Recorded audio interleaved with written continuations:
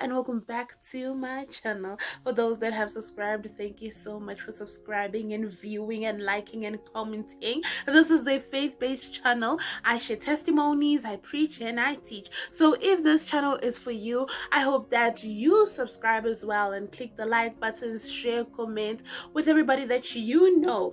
So last week I shared about my pregnancy, how it went and why I was away. So this week I am talking about my labor and delivery story and how Jesus helped me through it. To hear all about it, please stay tuned.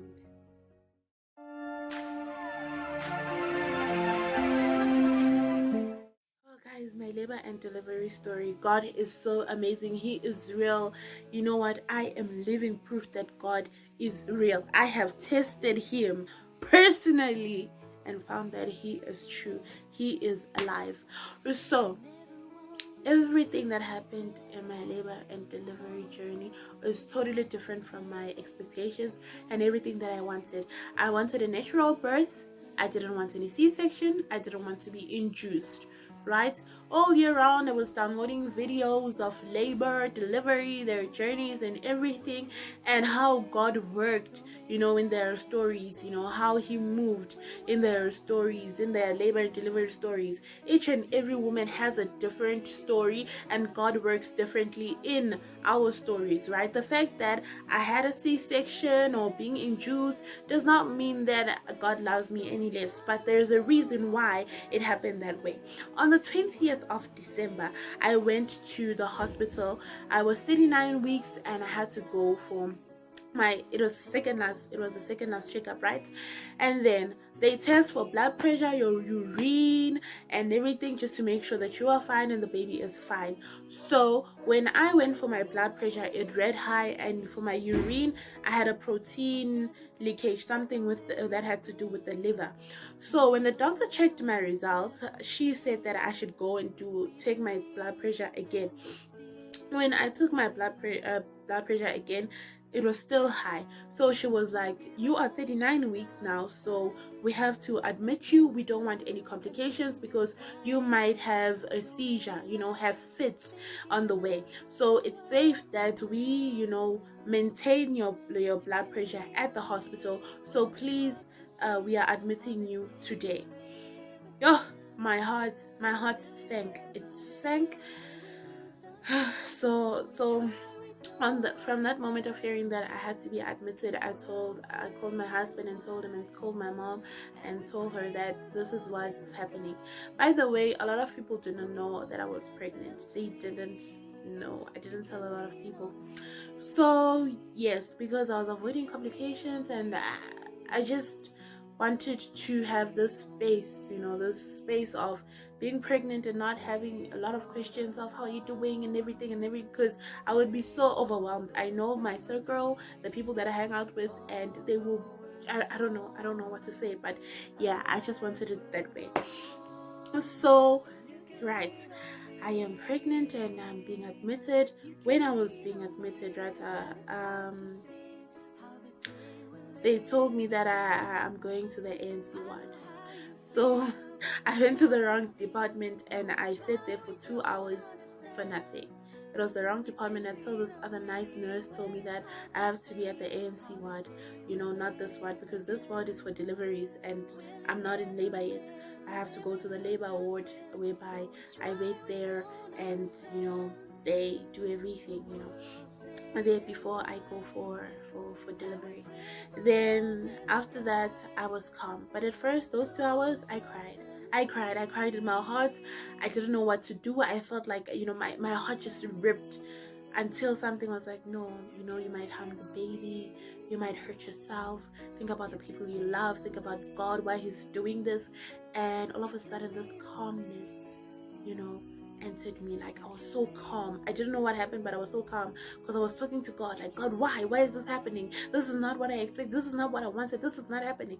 But then I was calm, you know. So when I was calm, I just went to the ANC ward, and then I called my husband telling him that we were at the wrong place so he can still come and visit me. Another thing that made me cry was when I was at that department, the other department, my husband and my sister couldn't come with me. So I think that hurt me the most, that these people are here but I didn't get to see them. So the second day they came, and it was so wonderful, whereby at 6 p.m. I would be induced. I had to drink, I don't know, this other thing to be induced every I forgot, every 2 hours, every 3 hours, every 4 hours. I just had to keep drinking it until 6 p.m. I mean, it was 6 p.m. to 6 a.m., right? So it was the first dose and it didn't work. The second dose, it didn't work. I remember going to the bathroom there at the hospital, and I cried. I was like, God, this always happens to me. Like, I always have to be strong. Why can't things go simple for me? They never simple for me. Like, every time it's me. It's me. I have to go through this. I am frustrated. I am angry. I was like, no, this was supposed to, wow, why didn't it work? What am I doing it wrong? What's wrong with my body?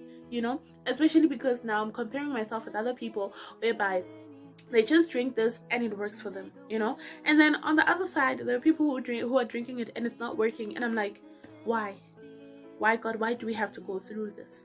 Okay, fine.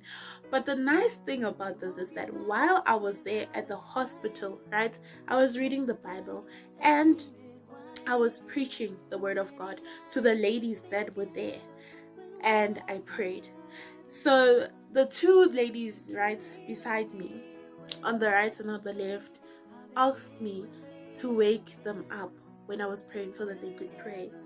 They asked me to even share a Bible verse when I was reading the Bible verse. They were encouraged to the point that the other one asked for my numbers, saying that they will need me, because to encourage them and stuff.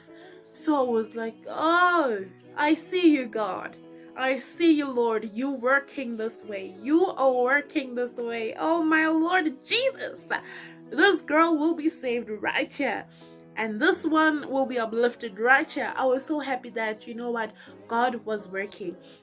Was at work, like always. And the thing is, being at home, praying for people at the hospital, sometimes it's just like, oh God, please help the people at the hospital, those who are sick, those who are going through this, those who are pregnant, those who are in labor, those who've lost a loved one at the hospital and everything.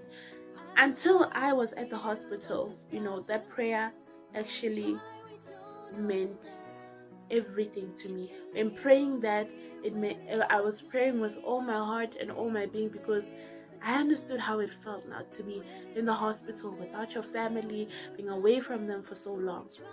So I just read one Bible verse. I just read one chapter, and that was Psalm 139. I went through it every day. I was reading Psalm 139. Of course, I believe I read other verses, but I was meditating on Psalm 139, right? And we are going to read it. Psalm 139 verse 1 says, "O Lord, you have examined my heart and know everything about me." Verse 2, "You know when I sit down or stand up. You know my thoughts, even when I'm far away. You see me when I travel and when I rest at home. You know everything I do. You know what I'm going to say even before I say it, Lord. You go before me and follow me. You place your hand of blessing on my head. Such knowledge is too wonderful for me, too great for me to understand. I can never escape your spirit. I can never get away from your presence. If I go up to heaven, you are there. If I go down to the grave, you are there. If I ride the wings of the morning, if I dwell by the farthest oceans, even there your hand will guide me, and your strength will support me. 11. I could ask the darkness to hide me and the light around me to become night. But even in darkness I cannot hide from you. To you the night shines as bright as day. Darkness and light are the same to you. You made all the delicate inner parts of my body and knit me together in my mother's womb. Thank you for making me so wonderfully complex. Your workmanship is marvelous. How well I know it. You watched me as I was being formed in utter seclusion, as I was woven together in the dark of the womb. You saw me before I was born. Every day of my life was recorded in your book. Every moment was laid out before a single day had passed. You know this verse. You saw me before I was born. Every day of my life was recorded in your book. Every moment was laid out before a single day had passed. Meaning every moment, every day, the moment that I was in the hospital, he knew it. He knew that I was going to get angry. He knew that I would be frustrated. He knew that I would become at some point. He knew that I would have to share the word with the two ladies beside me. He knew my feelings. He knew the hurt that I was going through. He knew my expectations. He knew them. He knew them. And I kept saying, you know them. You know them. Even if I'm going through this, you know it. Even if I'm sad, you know it. Even if I'm just frustrated, you know. You know, God. Whatever I'm going through, you know, God. So that was, I kept on singing this, meditating on this, How precious are your thoughts about me, oh God. They cannot be numbered. I can't even count them. They outnumber the grains of sand, and when I wake up, you are still with me. So I was like, even in this situation, God is with me. Being here, God is with me. What's going on with me, God is with me. The fact that I have to be induced, God is with me. And with the if being induced didn't work, right? I was gonna go for a C-section. So this is what happens on day 5. Then what happened was they would check us every 4 hours. So sleeping was hard. They would check my blood pressure every 4 hours. They would wake us up to eat like 3 times a day, and then the doctors would come and check us. So on day 5, no, it wasn't day 5. Was it day 5? Yes, on Christmas Day, was it? Yes, on Christmas Day, I was sent to the labor ward because they said that I'm 1 centimeter dilated, so they need to induce me with another method, and that method didn't work. So this is 25 December, and there my husband couldn't be there, so I had such a my Christmas. I was alone on Christmas Day, alone as in like even at the labor and delivery ward. I was alone because they moved me, right? So the ladies were not there anymore. And then it didn't work. So it was day 6 or day 7. For 2 days I didn't eat, right? And I remember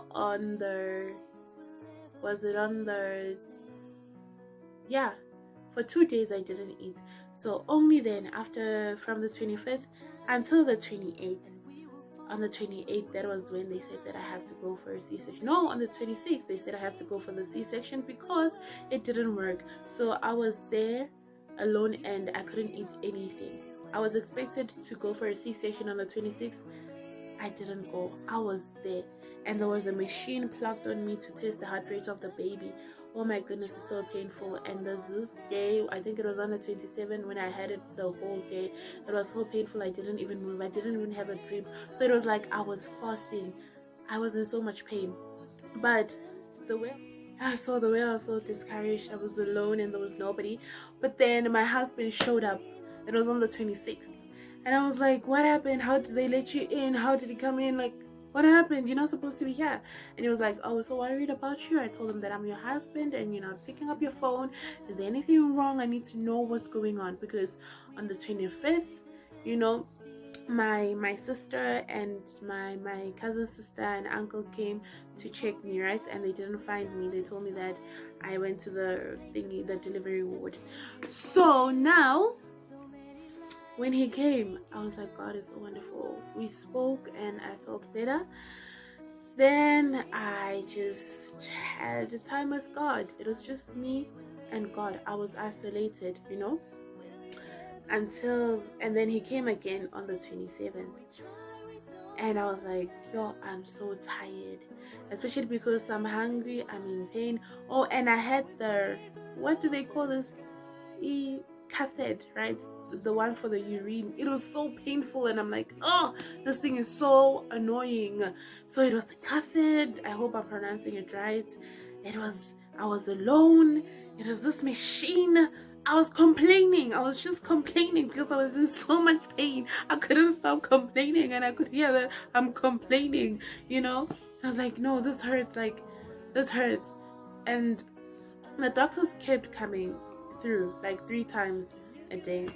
So when they came, when the last one came, she was like, don't worry, you are gonna go through. Like, my due date was on the 28th, and I had the C-section on the 28th. The C-section is another story, my people. I will tell you about the post-delivery, how on the next video, not on this video, right? This was just about the labor and how my labor and delivery story went.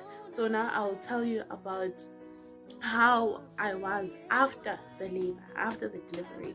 So I felt mild pains, right? Like just mild contractions. They were painful but bearable, like painful but bearable. So they weren't that much. I think I dilated 3 centimeters, and that was it. So with the condition that I had, I had to get a C-section. So yeah, the C-section, guys. I went for the C-section at, it was, I don't know what time, but it was on the 28th. Sure. It was something else. So like, they made me numb, like I couldn't feel anything, right? And when I was in that room and I heard Tatenda's voice,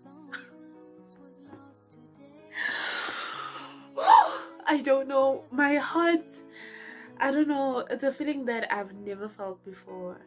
I felt like there was this explosion of glitters and love. I heard his cry. I was like, oh my goodness, it's my baby. Like, God has blessed me with my baby. Well, I know he's God's, and I know that I'm God's, and there's nothing that I own. I was just happy that God has given me this beautiful baby so that I can take care of him. I didn't know it was a he. Yeah. Yet when they because it was a C-section, so I couldn't see, they showed me after. They're like, look, can you see what he is? And I was like, oh, it's a boy. Oh, he looked weird. He looked weird. Not like the most beautiful. No, I don't want to lie. You cannot say he looked so weird, but I was like, oh, my beautiful baby, a beautiful baby. With all the thingies, like, he was, I don't know, he was all, I don't know, snuggly. What can I call this? Like, he just had things on him. They had to wipe him and stuff, take care of him, and do everything. And then when they were done, I could feel them, stitching me. I could feel them. There was some pressure. It was so painful at the end, but at the end of the day, everything was fine. When I went out of the room and they gave him to me and they put him on my side, oh my goodness, he was so beautiful. He was handsome. He was the most handsome man I've ever seen.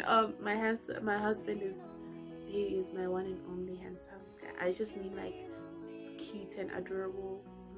He was so cute and adorable, and I was like, oh my goodness, he was just opening his mouth over there, and after that, he was so quiet. He was so pale, so pale. It's like, oh my goodness, the sweet angel over here. And the first time when I had to breastfeed, I didn't struggle, and the nurse was like, well done, girl, well done, how did you do that? I didn't know, because you know how God always just works in our lives. I just held the breast the way it was supposed to be held. I didn't even know how. Apparently I was holding it right, and then he started pulling it. It was like the most amazing feeling. I was like, he is pulling breast. Like he is really sucking the breast from me.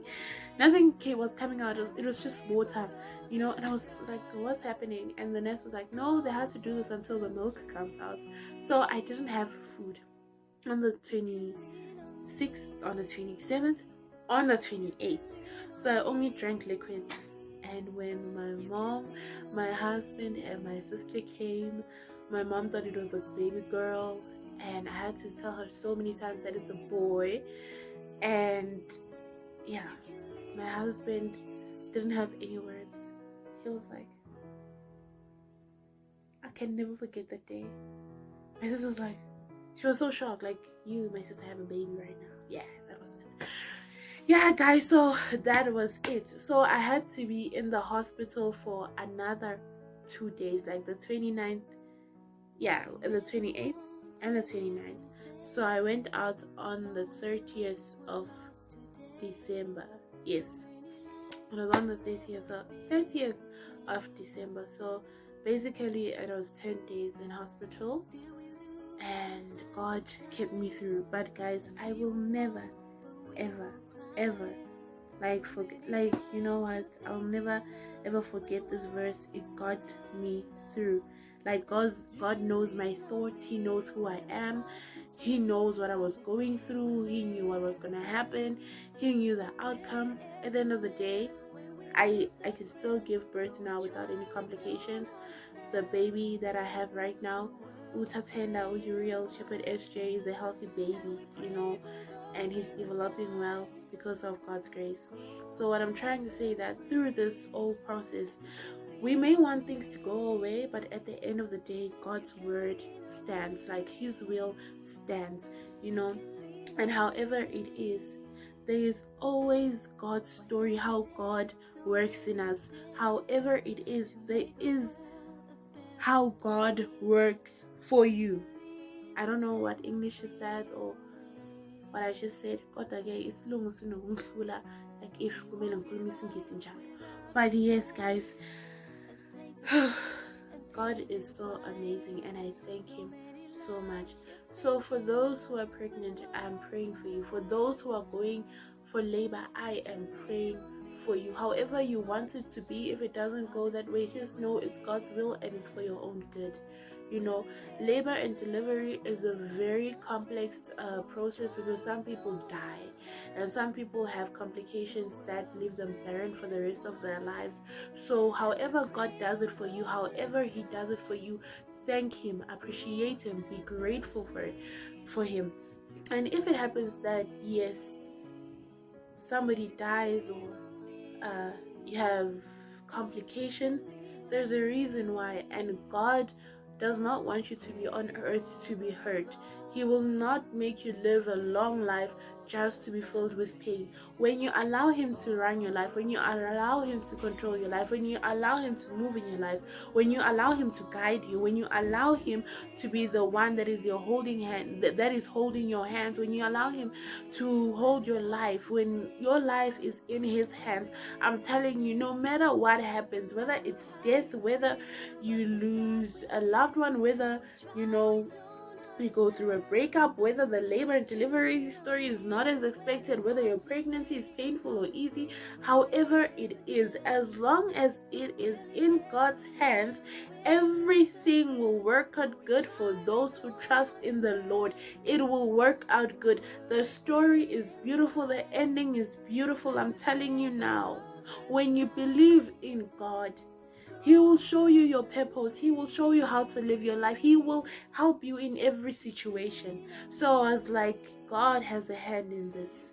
God, you have your hand in this. And when you have that, you have everything. God is enough. God is enough. So guys, that is my labor and delivery story. If you liked it and you know that it would encourage somebody out there, please share it.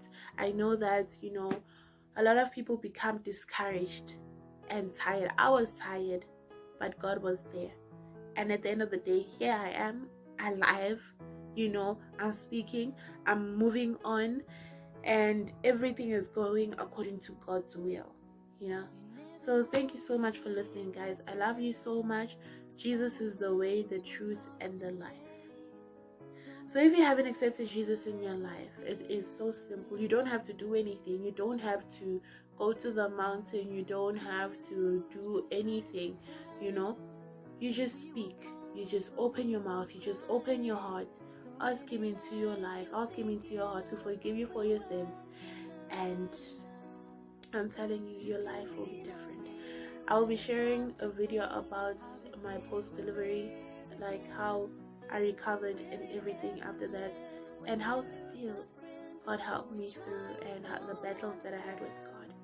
So yes, guys, I love you so much.